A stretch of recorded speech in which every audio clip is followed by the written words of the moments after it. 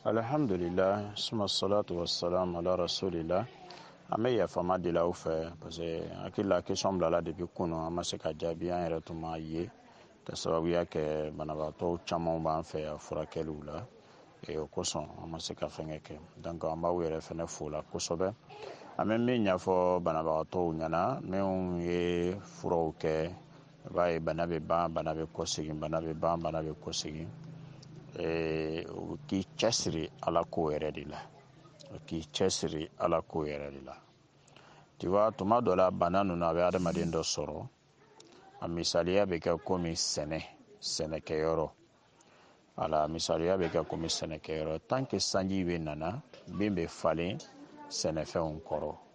mais ni bin falenna e yɛrɛ b'a filɛ ni bin bɔla dɔɔnin i bɛ taa ka taa bin bali ye tuguni ka bɔ yen o kɛ sɛnɛ sanuman bɛ se ka to waati bɛɛ lajɛlen na i tɛ ɲinɛ i ka sɛnɛ kɔ ala sabula ni ɲinɛna i ka sɛnɛ kɔ sanji don fɛnɛ bɛ nana i b'a ye k'a fɔ ko a binw bɛna na caya a laban yɛrɛ sɛnɛ yɛrɛ bɛna ka na halaki ka bɔ yen donc ni bana nin ka maa minnu sɔrɔ n'o furakɛla n'o kɛnɛyara an b'a fɔ yen o kana ɲinɛ u yɛrɛ kɔ u bɛ to ka u hakili to u yɛrɛ la ni duwawu kɛli ye ni cɛsirili ye ala bato yɛrɛ fɛnɛ fɛ parce que a delila ka mɔgɔ min sɔrɔ a n'a ma mɔgɔ minnu sɔrɔ olu tɛ kelen ye bon adamaden tuma dɔ la an yɛrɛ ka jurumuw bɛ yen wa maaw fɛnɛ bɛ baara jugu minnu fɛnɛ k'an na fɛnɛ o fɛnɛ bɛ yen wa jinɛ sitana ninnu fɛnɛ b'an nɔfɛ fɛnɛ olu b'an kɔ fɛnɛ k'an halaki o bɛɛ lajɛlen fɛnɛ bɛ yen donc o la nin bɛɛ de bɛ misaliya bɛ komi sanji min bɛ na dugukolo kan binw bɛ falen donc ni foro bɛ e mɔgɔ min bolo i b'i jija waati bɛɛ i bɛ hakili to i ka foro saniyali la i b'a ye k'a fɔ foro bɛ den ka ɲa nafaw bɛ sɔrɔ wa fɛnɛ bin fɛnɛ t'a tɔɔrɔ mais ni ɲinɛna kɔ ka se yɔrɔ dɔ la dɔrɔn i b'a ye k'a fɔ ko binw bɛ a tigilamɔgɔ halaki a foro tɔgɔ halaki inshallah donc an bɛ nin kɛ misaliya an bɛ min di a tigilamɔgɔw ma. Alhamdulillah, suma salatu wassalam ala rasulillah. Dabali tiɲɛni a tagasira dɔ de bɛ i bɛ dabali kɔ yɛrɛ sɔrɔ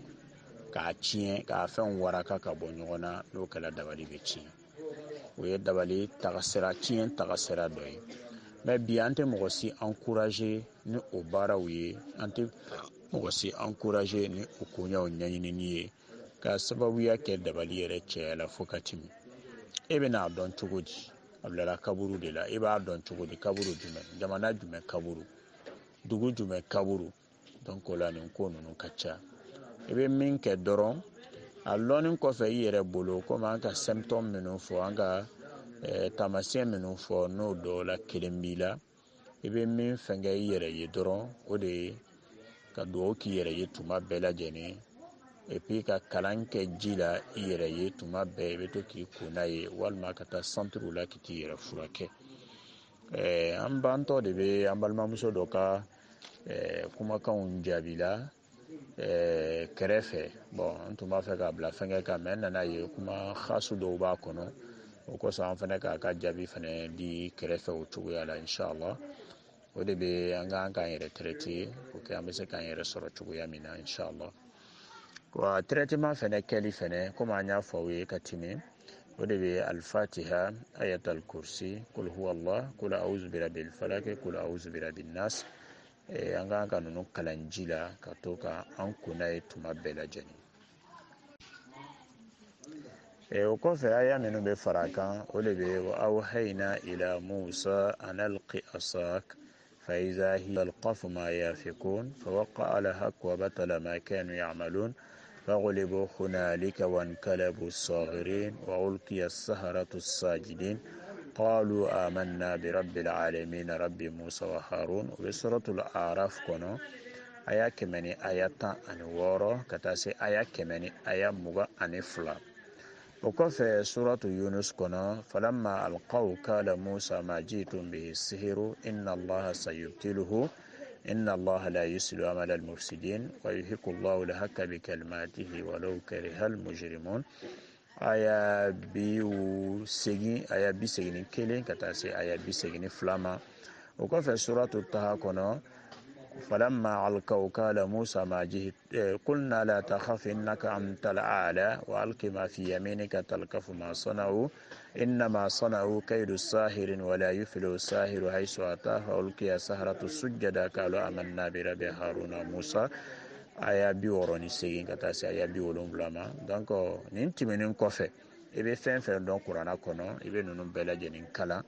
ala ka fara ni yɛrɛ fɛnɛ kan i bɛ to k'i kun n'a ye sɔgɔma wula fɛ inshallah i bɛ duma kan i bɛ to k'a min fɛnɛ ni ala taala ka diɲɛ inshallah o kɔfɛ fɛnɛ an b'a yira mɔgɔw la fɛnɛ i k'i jija ka tulu dɔ ɲini a bɛ se ka kɛ habatu sauda tulu ye o kɔni o ye tulu nafama ye kosɛbɛ a tɔnɔ ka bon zayitu habatu sauda walima i bɛ zayitu zayitun ɲini walima i bɛ fɛnkɛ ɲini zayitu zayitun o de ye olive ye walima i bɛ se ka si tulu yɛrɛ fɛnɛ ɲini walima tulu minnu bɛ yen ni musow b'a mun na tulu ninnu bɛɛ ka ɲi i bɛ se ka kuranna kalan ninnu bɛɛ lajɛlen na an ye aya minnu fɔ sisan ani kuranna aya wɛrɛw n'aw bɛ olu dɔn k'olu fɛnɛ kalan ka to k'i mun n'a ye tuma bɛɛ lajɛlen na inshallah o ka fisa kosɛbɛ tulu la munni fanga ka bon ka tɛmɛ ji la koli kan ayiwa ni kola ni ji ye ni ji jara ka ban i b'a ye k'a fɔ a kow bɛ nɔgɔya mɛ n'i k'e tulu mun i b'a ye tulu bɛ to fari yɛrɛ la tele yɛrɛ kuturu bɛɛ lajɛlen misɛnmanin dɔw bɛ fari kɔrɔ a b'olu fɛnɛ jeni fɛnɛ a b'olu fɛnɛ bɔ donc i b'a ye n'i y'a fila fara ɲɔgɔn kan a tɔnɔ fɛnɛ bɛ bonya kosɛbɛ an b'a fɔ musow fɛnɛ ɲɛna u bɛ wusulan minnu sanna ka o kɛ ko ka bon kasa diya an b'a fɔ o ɲɛna fɛnɛ u ka wusulan ninnu fɛnɛ ta fɛnɛ o kana kɛ kasadiyalan dɔrɔn pe ye o to ka kuranna kalan ni wusulan ninnu fɛnɛ la fɛnɛ ka to k'u ka bon fɛnɛ kasa diya n'a ye inshallah a bɛ jinɛ setana ninnu fɛnɛ bɛn fɛnɛ ka bɔ bon kɔnɔ fɛnɛ donc ninnu bɛɛ lajɛlen farala ɲɔgɔn kan adamaden min bolo k'i cɛsirila kɛli la i b'a ye k'a fɔ ko fɛn ninnu o bɛ ye k'i to yen pewu o bɛ ye k'i to yen parce que fɛn fɛn n'a narali la o bɛɛ lajɛlen bɛ halaki inshallah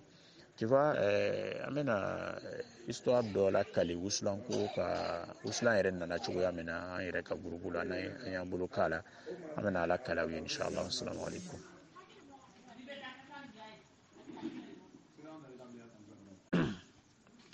tu vois an balimamuso dɔ tun bɛ furakɛli la an ye fɛnw fɔ a ɲɛna a k'an ka zikiru minnu kɛ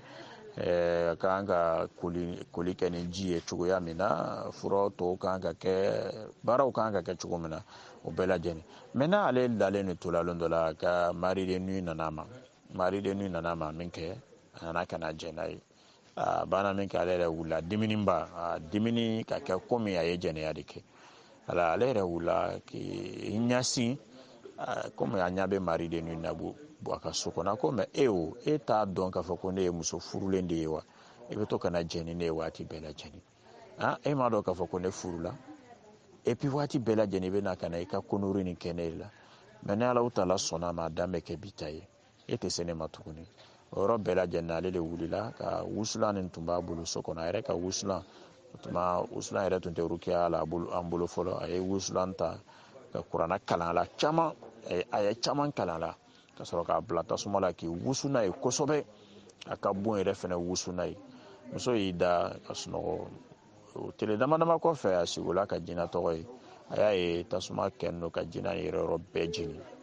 wala fari bɛɛ lajɛlen jenina a ko k'a kɛra cogo di a ko maa jugu yɛrɛ de a ko wolon sufɛ e de man jeni tasuma a de b'o kɛra jinɛ yɛrɛ fɛnɛ ma s'ale yɛrɛ ma tu vois mun de k'a kɛ a ka ŋaniya ɲumanya mun de y'a dɛmɛ a ka kuranna kalan donc o la ɲama rukiya ko ninnu caman bɛ yen hakilila bɛ pilasi belebele t'a la waati dɔ la miiriya ɲuman pilasi fɛnɛ b'a kɔnɔ kosɛbɛ ye muso ka baara ye donc an b'a fɔ an balimaw fɛnɛ ɲɛna u k'i jija cogoya bɛɛ lajɛlen na u bɛ to ka ninnu fɛnɛ kɛ ka kuranna kalan ni wusulan ninnu la u kana kɛ ka bon kasa diya dɔrɔn pe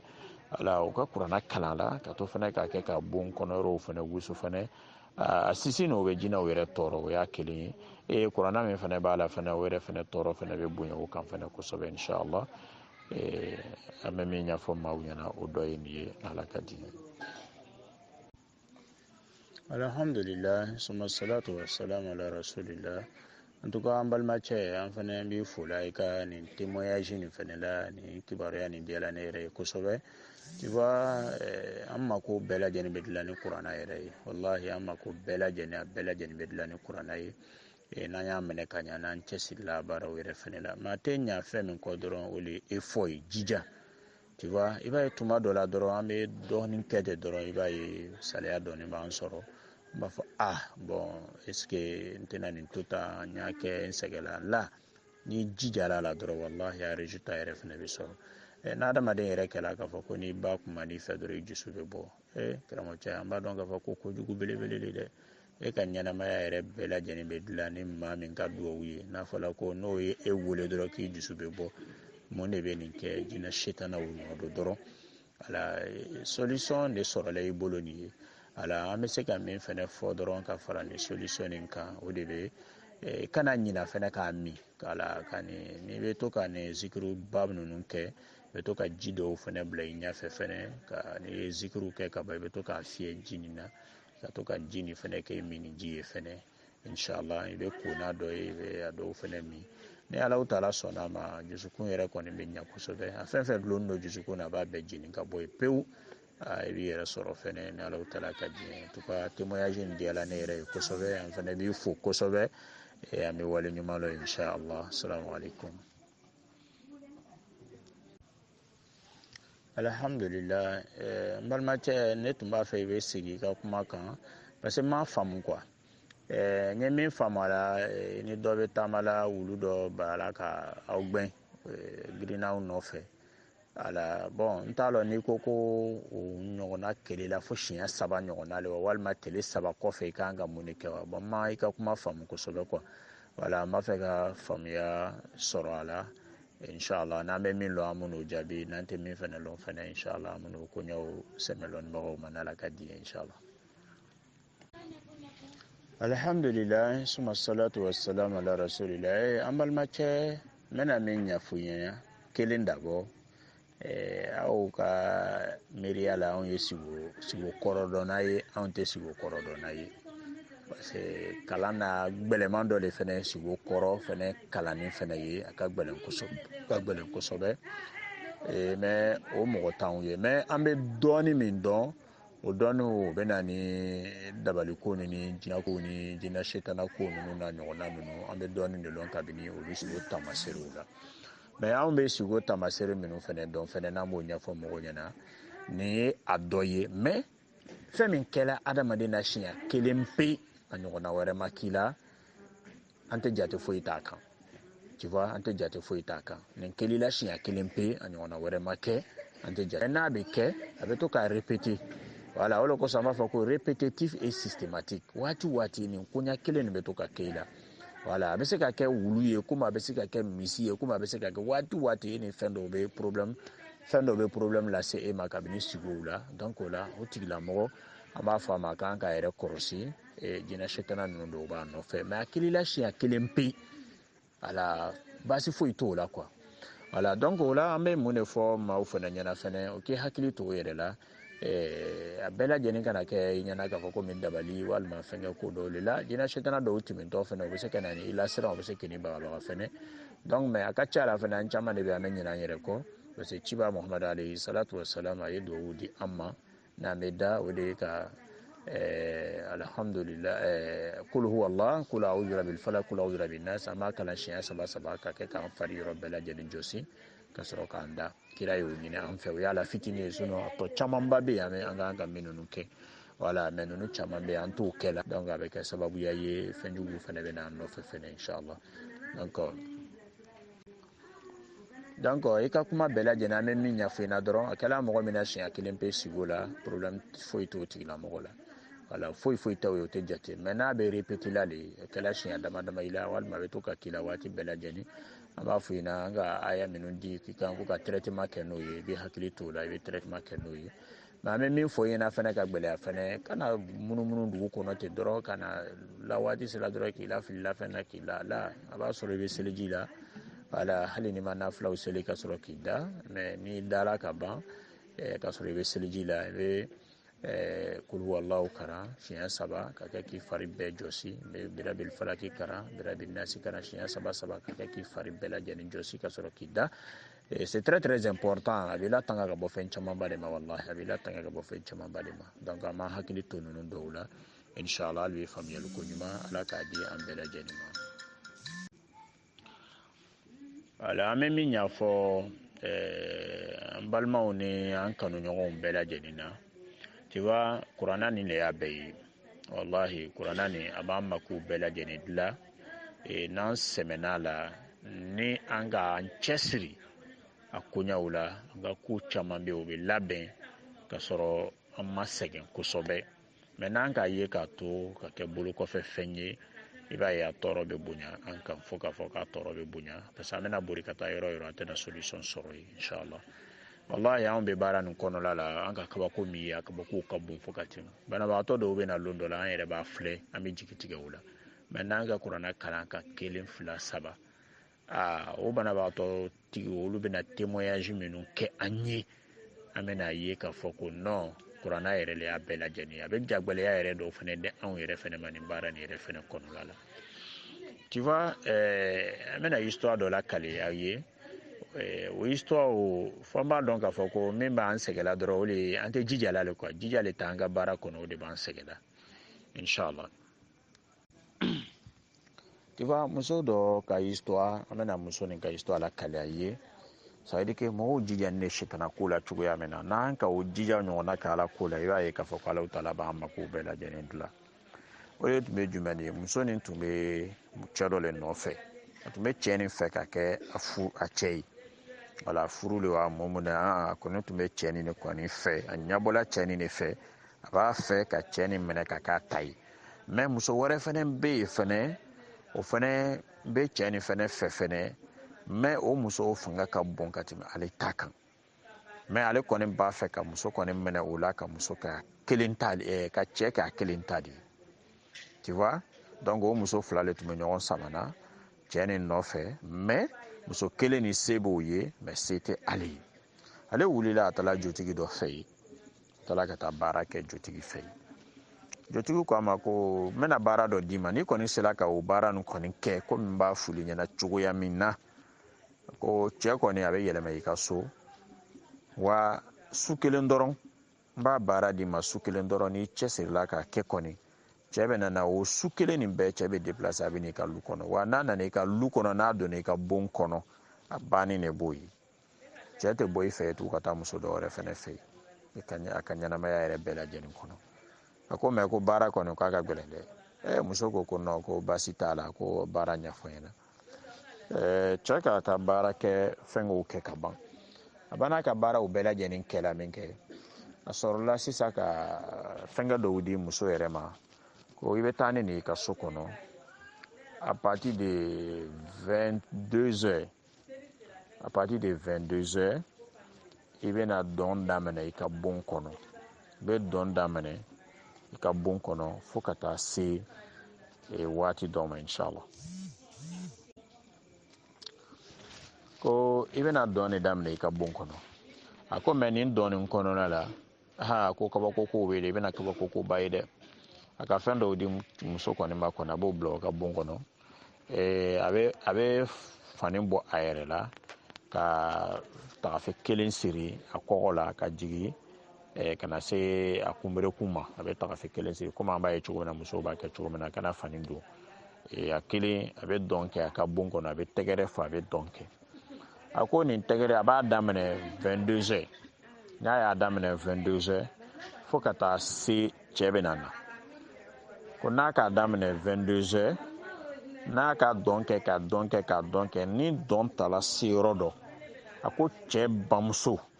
bɛna bɔ a ka bon kɔnɔ sunɔgɔ la a bɛna wuli ka na i sɔrɔ i ka bon kɔnɔ o bɛna na fara i kan ka dɔn kɛ a ko ni o nana i kana dɔn dabila dɛ i b'i cɛsiri dɔn na tuguni i bɛ tɛgɛrɛ fɔ i bɛ dɔnkili la a ye dɔnkili dɔ f'a ɲɛna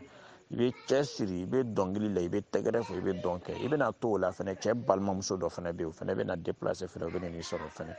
o fɛnɛ bɛna na dɔn fɛnɛ kɛ n'i ye a ko n'o fɛnɛ nana fɛnɛ i bɛ dɔ fara i ka dɔnkili kan i bɛ dɔ fara i ka dɔn kan i bɛ dɔ fara i ka tɛgɛrɛ fɔ kan i kana ninnu si jate a ko i bɛna na to o la a bɛ fɔ waati ko 3 heures du matin a ko cɛ bɛ nana ka na don a ko ni cɛ nana ka na don i bɛ lɛri kelen ɲɔgɔnna kɛ dɔn na ni banna i bɛ bonda da sɔgɔ ni o kɛla ka ban o y'a bannen ye ile ni cɛ bamuso ni cɛ balimamuso ni cɛ aw bɛ si ni dugu bɛɛ la ka bɛ bonda dayɛlɛ o y'a bannen ye cɛ yɛrɛ tɛ bɔ e fɛ tugun k'a bɛ taa muso dɔ wɛrɛ fɛnɛ fɛ yen ye min fɔ muso ɲɛna o de bɛ ko muso ma k'i bɛ se ko k'a kɛ muso ko ko n bɛ se k'a kɛ ko n b'a daminɛ waati min na ko 22 heures ko ni k'a daminɛ ka kɔn 22 heures ko foyi t'a la ko non ko foyi t'a la alhamdulillah.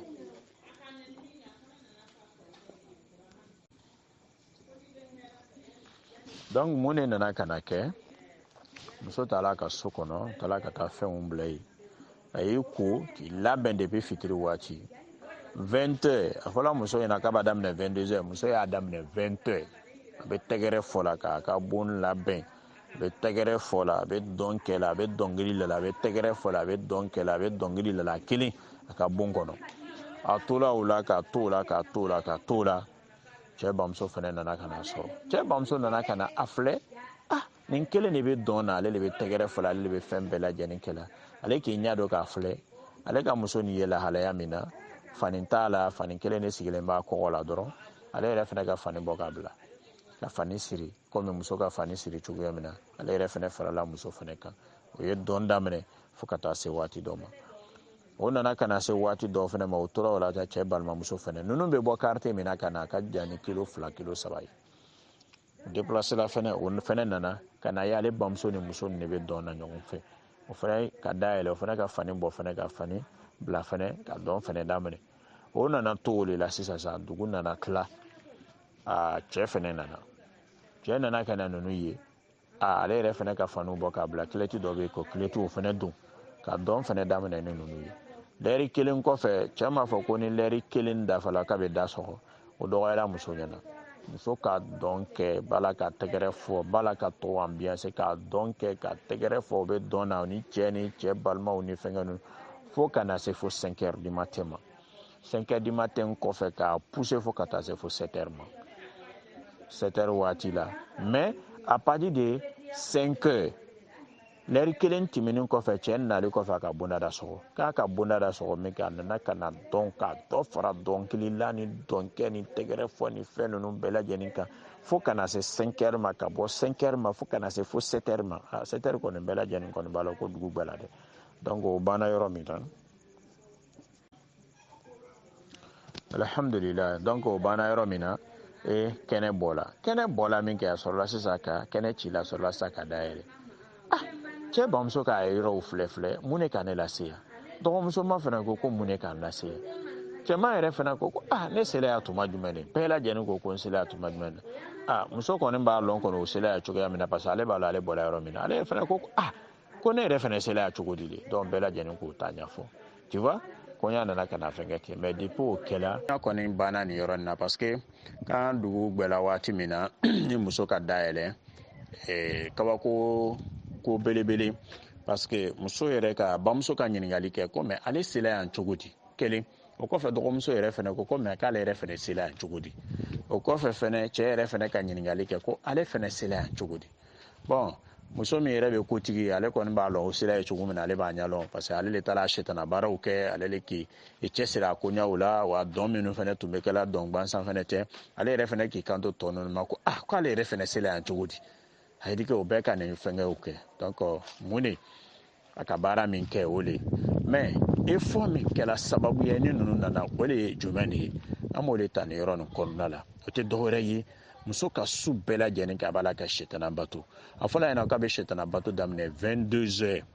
ko ni cɛ donna kan yɔrɔ min na k'a bɛ koɲa lalɔ bon a y'a daminɛ depuis 20 heures et tu vois 2 heures du temps yanni koɲaw bɛna ka na daminɛ a y'a daminɛ 20 heures cɛ donna ka 3 heures du matin a ma sɔn ka koɲa lalɔ fo ka taa bila fo 7 heures sɔgɔma tu vois ka sɔrɔ k'o de kɛ donc o la an bɛ kan ka mun de filɛ a ka effort min kɛ nin koɲa nin kɔnɔ dɛ o effort résultat a ka o de sɔrɔ nin ye mais depuis o de kɛla muso ma se ka bɔ ale yɛrɛ bolo tuguni muso yɛrɛ tola a bolo cɛ yɛrɛ tola ale yɛrɛ bolo a sago le fɛnɛ tun bɛ cɛ nin na fɛnɛ ale ni min tun bɛ concurrence la muso cɛ ka koɲa la o kɔni o bila parce que koɲa bɛɛ lajɛlen labanna ale de bolo donc an bɛ min fɔ an balima silamɛw ɲɛna ni fɛn yirelila kuranna kɔnɔ k'a fɔ ko nin kɛ i kana kɛ dɔɔni dɔrɔn ko k'i sigi k'a tɔ ye ko k'a to yen non i b'i cɛsiri le k'a kɛ min fɔli ɲɛna k'a kɛ ka tɛmɛ o bɛɛ lajɛlen kan pour que i bɛ se ka tɔnɔ sɔrɔ a la fɛnɛ min fɛnɛ ka bon fɛnɛ donc o la Alahu taala b'a fɔ an ɲɛna kuranɛ kɔnɔ ko wallazina jahadu fina lanahdiyannahum subulana mɔgɔ minnu ka effort kɛ ni Alahu taala ka taga sira kan wallahi ni Alahu taala fɛnɛ m'olu le fɛnɛ la kanda fɛnɛ o kɔrɔ wallazina jahadu fina minnu ka effort kɛ ni Ala ka koɲɛw kan o makoya ɲiniw n'a ɲɔgɔnnaw la ka jija kɛ ni Alahu taala ka kow ye donc o la Alahu taala fɛnɛ bɛ olu le ka duwawu fɛnɛ minɛ fɛnɛ Alahu taala fɛnɛ b'olu le fɛnɛ la se fɛnɛ o ka se yɔrɔw fɛnɛ la donc an bɛɛ lajɛlen kan ka nin filɛ sitana batolaw olu bɛ temps min di pour que o bɛ résultat sɔrɔ anw minnu ko k'an bɛ Ala kɔ anw tɛ se la ka o temps di o ye défaut belebele ye ne ni e o n balima cɛmaw n'a musomaw anw fɛn fɛn n'an bɛ kuma la ni an jumɛn de sela ka 12 heures de temps di Alahu taala ma alabato kɔnɔla la an jumɛn an bɛn'o tigilamɔgɔ ɲini daminɛ an bɛ sɔn ka sɛgɛn dɛ ka daminɛ min b'a fɔla o hali minnu b'a lamɛnna o an bɛɛ lajɛlen bɛ nin groupe nin kɔnɔ hali bi Ala courage di an ma an ka alabato kow la n'o kɛla o la i b'a ye k'a fɔ ko ko caman bɛ yen k'o bɛ se k'o ka ɲɛ inchallah donc o la salamu alaikum wa rahmatullahi wa barakatuhu